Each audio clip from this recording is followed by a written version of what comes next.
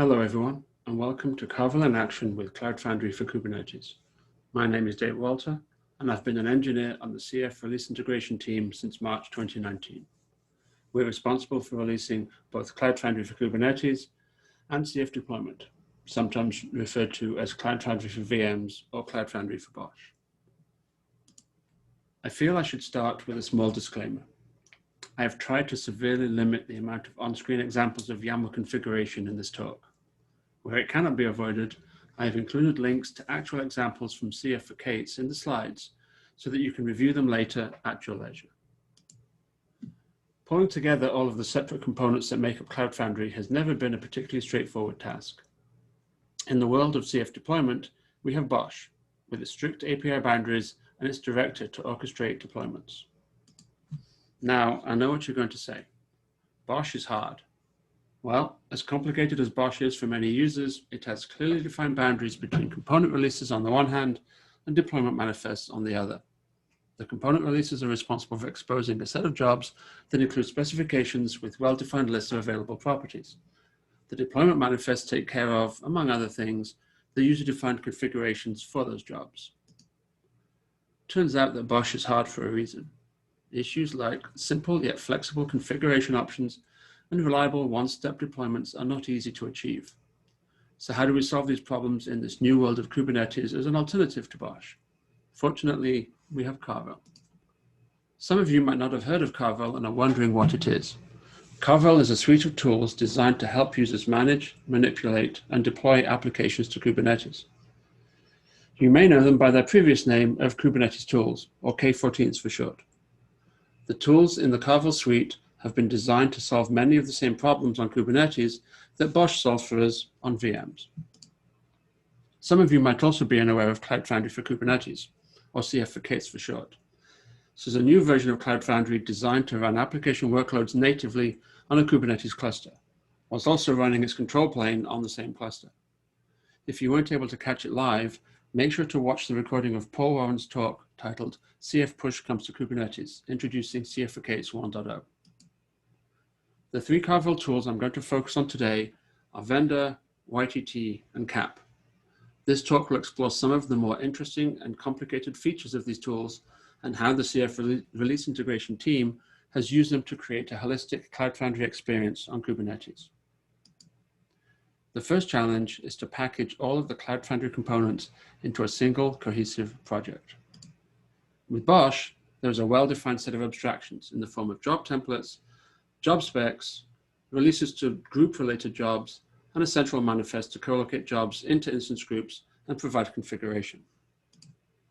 However, things are very different with Kubernetes. There are several templating and packaging options available, including Helm, Customize, and of course, Carvel. There are also options as to where to store the templates for a component.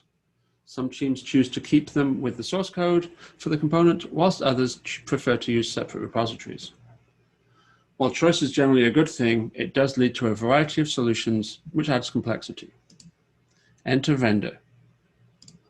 At its core, vendir allows users to declaratively state how to extract directories or files from a given version of one or more repositories and where to store them in another.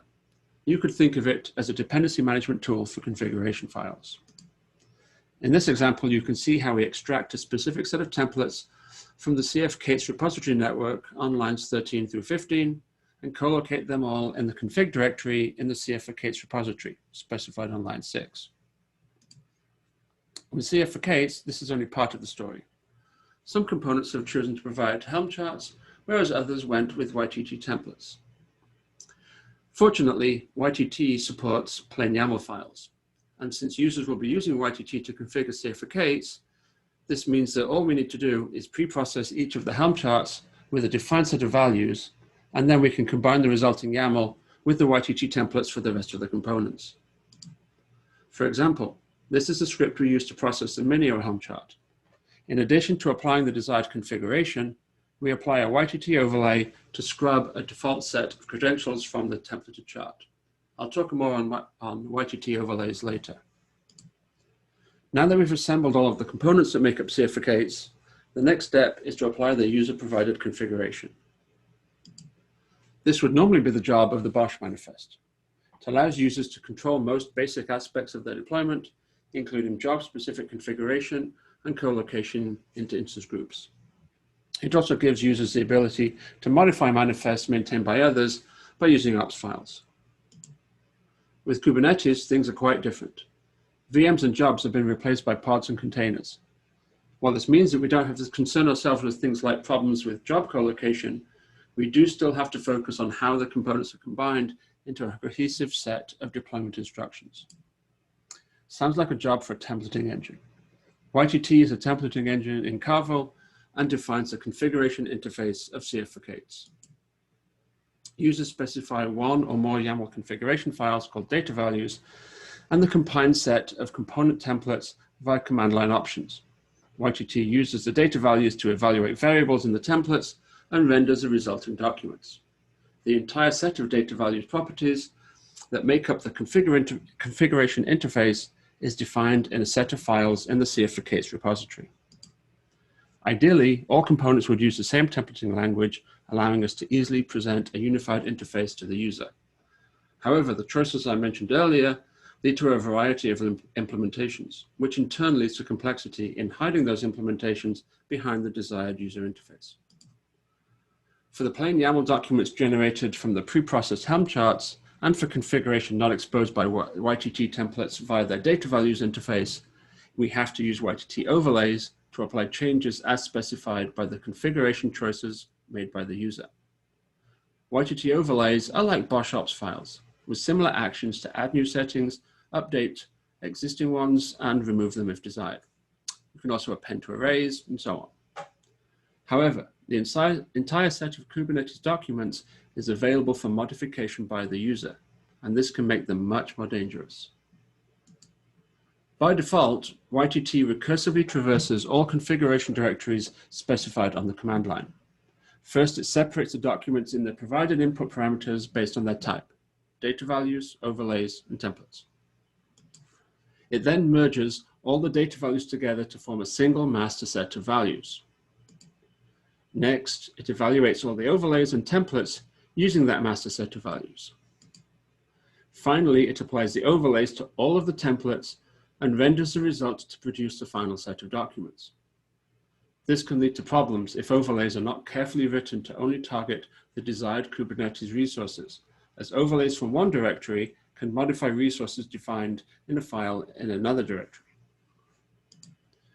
To help with this, Ytt provides a mechanism for loading templates from specially named yttlib directories. These libraries are ignored by Ytt by default and are instead available to be loaded on demand via its library module. This allows projects such as CF for K8s to isolate the process of loading a component's templates, rendering them with targeted data values, apply overlays to them, and convert them back into a set of YAML documents that are not only ready for inclusion in the parent project, but are also still available for further manipulation by more overlays. Component teams can concentrate on writing templates for their needs without having to be concerned about the effect that overlays might have on other components being combined with theirs in downstream projects. Here are two examples of this pattern from CF for K8s. The first example shows how the kapp templates are loaded with a specified set of data values that allows us to pass some values from the user through. We could also choose to hardcode other values that we decided not exposed to the user. The key steps here are the library get call on line 9, which loads the kapp K8s release library into memory. The with data values call on line 10, which takes the output from the kapp values function and uses it to evaluate the loaded templates. The eval call, also on line 10, that turns the evaluated templates back into YAML. And finally, the template replace call at the beginning of the line, which replaces the placeholder YAML document with the entire set of YAML. The second, slightly different example shows how the rendered Minio Helm chart is modified with an overlay before being combined with the rest of the templates. The key difference here compared to the first example is the use of the overlay apply call on line 12 to apply the overlay defined by the add CF blobstore namespace function to the Minio templates. Note that overlay apply acts on the set of YAML documents, not the in-memory representation of them that library.get returns. As a side note, YTT is an extremely useful tool that can be used for manipulating YAML outside of manipulating Kubernetes documents. For example, we also use it to render some of our more repetitive concourse pipelines that help manage component bumps for both CF deployment and CF for K8s. Now that we've applied the user-provided configuration to our templates and generated a set of Kubernetes documents, the last step is to deploy everything and get Cloud Foundry up and running. Historically, that has meant running BOSH deploy and taking a table tennis break, safe in the knowledge that BOSH would take care of the complexities of creating the VMs, rendering the job templates onto them, and ensuring that everything has started correctly. While things are faster with Kubernetes, they're not necessarily easier. When deploying an application such as Cloud Foundry to a cluster using kubectl, some resources, CRDs, namespaces, webhooks, and so on, need to be created and ready before other resources can be applied. Even then, sending everything to the cluster and waiting for it all to eventually become consistent can be confusing, as you watch resources fail until their dependencies are ready and wonder if everything is deploying successfully.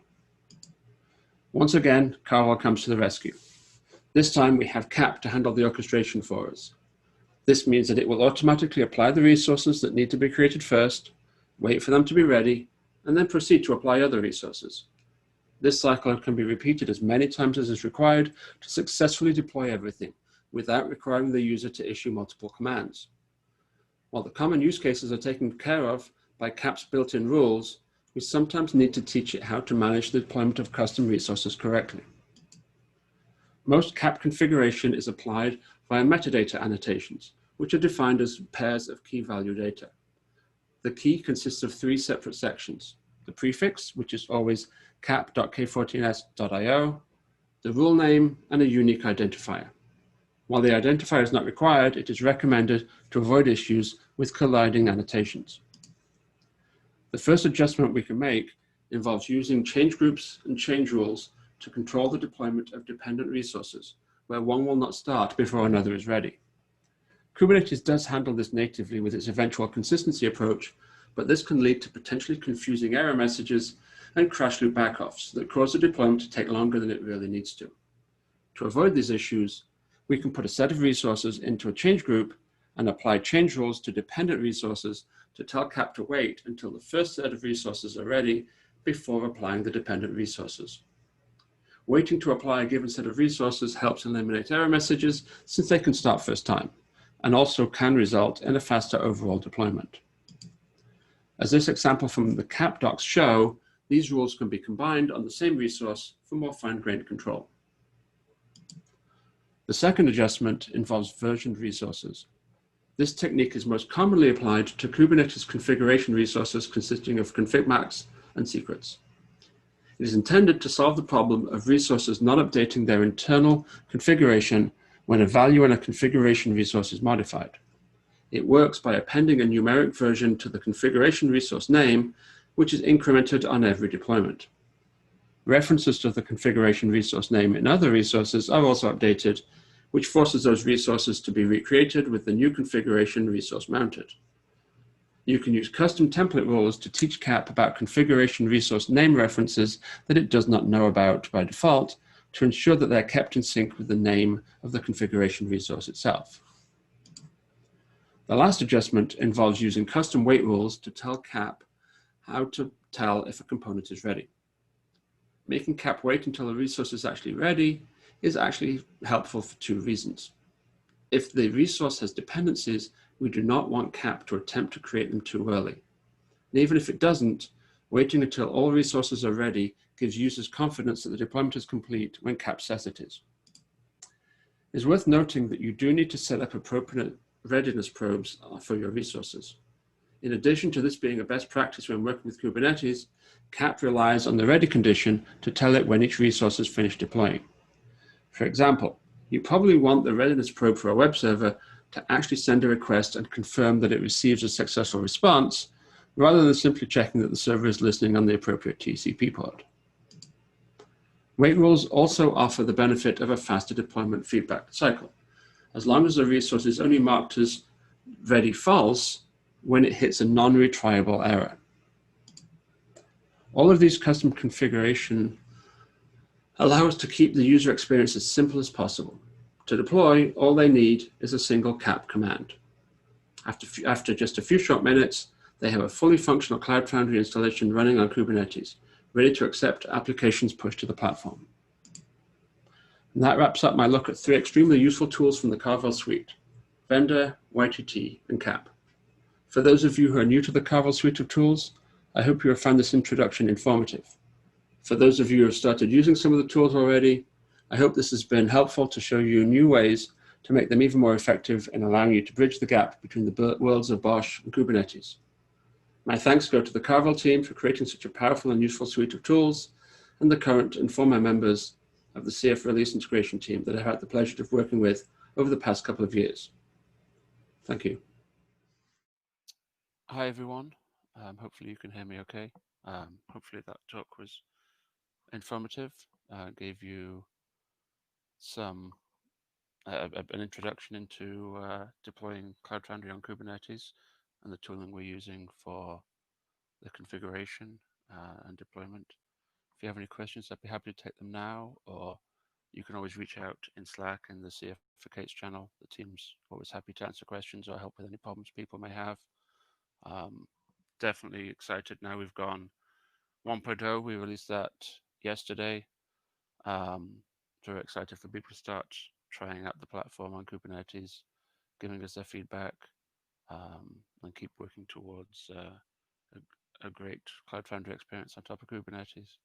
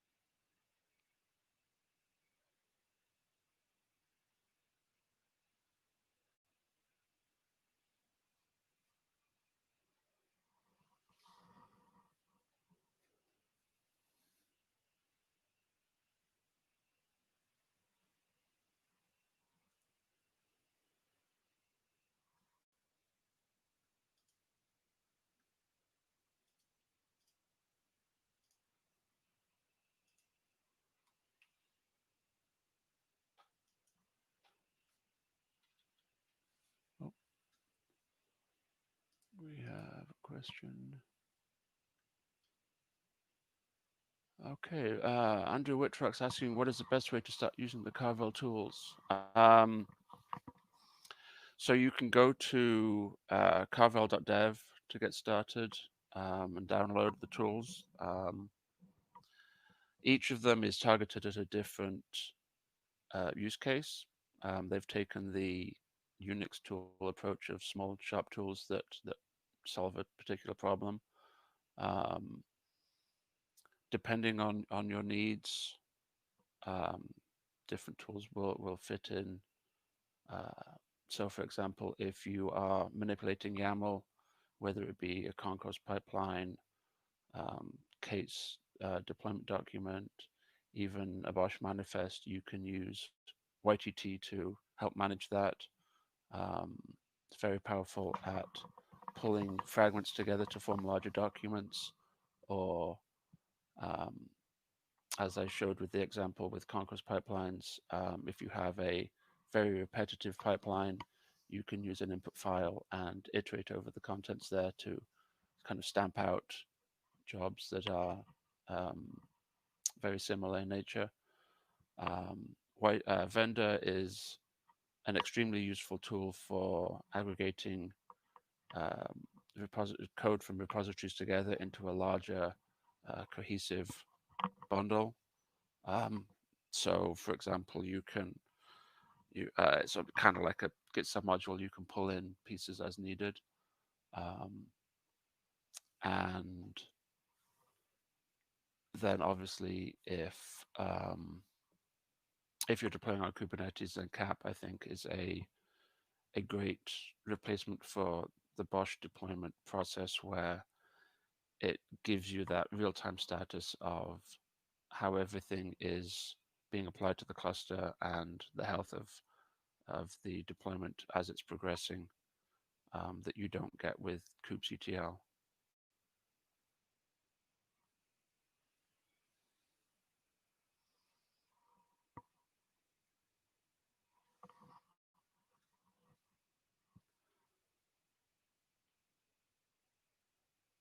Does anyone have any other questions? I know we started a little late, but we are over time, so I don't want to stop you from going to other talks if there are any. As I said earlier, happy to keep answering questions in Slack. If people have anything, they can jump in there, and we'll be available for the rest of the day. Obviously, being on the west coast of the US, you'll be available through into the evening in Europe. So any questions that you may have, please jump in and ask them there.